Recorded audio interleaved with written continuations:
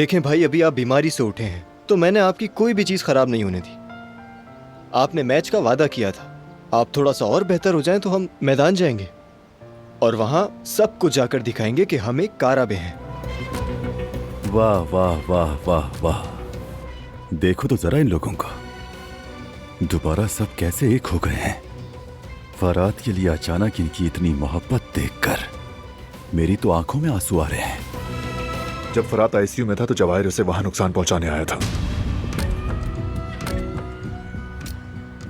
तो मतलब अगर जिहान ने ना देखा होता तो शायद और भी बुरा हो जाता। नहीं, मैं ऐसा नहीं होने दूंगा। मुझे नादिर को कल ढूंढकर बात करनी होगी। मतलब जवाहिर के बाप से? हाँ वही। या तो वो अपने बेटे को काबू में करेगा या फिर मैं खुद जवाहिर को अपने हाथों से मिटा दूंगा।